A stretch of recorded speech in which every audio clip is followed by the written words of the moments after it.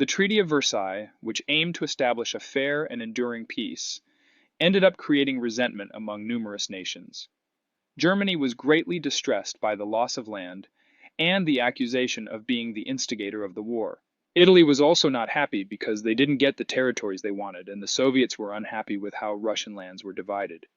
Although President Wilson had hoped for a safer world for democracy, the peace settlement did not succeed in achieving this objective.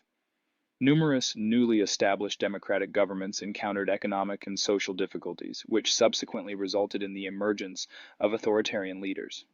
As democracies crumbled, dictators such as Joseph Stalin in the Soviet Union and Benito Mussolini in Italy rose to power, creating totalitarian regimes that exercised absolute control and suppressed any form of opposition.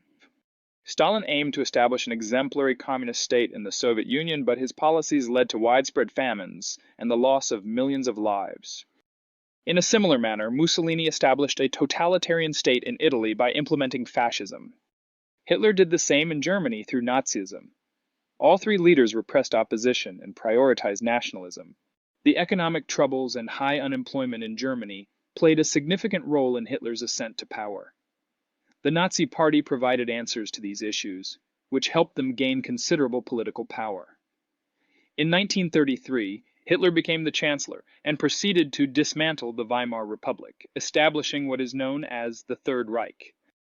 In Asia, Japan's military leaders gained control and aimed to increase their territory and resources. In Spain, General Francisco Franco led a rebellion against the Spanish Republic, which led to the Spanish Civil War. Franco's triumph led to the establishment of a fascist regime in Spain, contributing to the proliferation of totalitarian governments across Europe. Although there were hopes for peace following World War I, the period that followed witnessed the emergence of strong dictators and totalitarian governments. This resulted in heightened tensions and instability in the global stage. In 1931, Japan's military government started an attack on Manchuria, which is a province in China, even though the League of Nations protested. The League's inability to prevent Japan's aggression resulted in Japan leaving the League and maintaining control over Manchuria. Japanese officials were emboldened by the absence of repercussions and proceeded with their expansion plans. Hideki Tojo, the army chief of staff, led further invasions into China. Japan eventually gained control over the colonies in East Asia that belonged to France, the Netherlands, and Britain. The dictators in Europe, specifically Hitler in Germany and Mussolini in Italy, observed that the League of Nations was unable to stop Japan's aggressive actions. In 1933, Hitler decided to remove Germany from the League of Nations and began to strengthen the country's military, which went against the Treaty of Versailles. Mussolini, the leader of Italy, started working towards establishing a new Roman Empire. He sent soldiers to conquer Ethiopia, which once again showed that the League of Nations was unable to stop acts of aggression. German soldiers entered Austria in March 1938 without facing any resistance. Germany declared a union with Austria, which is commonly referred to as the Anschluss. Afterwards, Hitler focused on Czechoslovakia, particularly the Sudetenland, where there were 3 million people who spoke German. France and Britain promised to protect Czechoslovakia, but they aimed to prevent a war. During the Munich conference in Germany, Hitler made a promise to the Western powers that he would not ask for any more land after the Sudetenland. Consequently, France, Britain, and Germany signed the Munich Pact in September 1938, which gave Germany authority over the Sudetenland. Neville Chamberlain, the Prime Minister of Britain, viewed the Munich Pact as a means to achieve peace with dignity.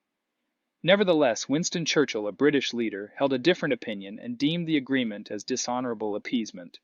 Appeasement means surrendering principles in order to calm down an aggressor. Churchill cautioned that this act of appeasement would ultimately result in a war. Hitler broke his promise from the Munich Pact and continued to aggressively expand.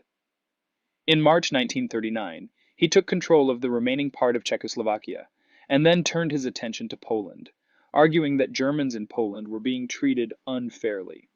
Although some individuals held the belief that Hitler would refrain from attacking Poland due to concerns about the Soviet Union's reaction, he astounded the global community by initiating an assault on Poland on September 1, 1939. This action marked the beginning of World War II. The German military employed a new strategy called blitzkrieg, which involved using tanks and planes to quickly defeat their enemies. Poland was quickly conquered by Germany, which led Britain and France to declare war on Germany. At the same time, the Soviet Union launched an attack on Poland from the eastern side and acquired a portion of its land. Stalin proceeded to capture the Baltic states and Finland. In April 1940, Hitler unexpectedly attacked Denmark and Norway. Then in May, he quickly took control of the Netherlands, Belgium, and Luxembourg. Afterwards, Germany focused on France, intending to seize Paris. With the support of Italy from the southern front, France swiftly succumbed to the German forces. Afterwards, Hitler tried to invade Britain by starting an air war and bombing cities in the country. The RAF of Britain effectively protected the country during the Battle of Britain by utilizing advanced radar technology to detect and intercept German aircraft. Even though Hitler's attempt to conquer Britain was unsuccessful, Germany continued to carry out air raids on British cities.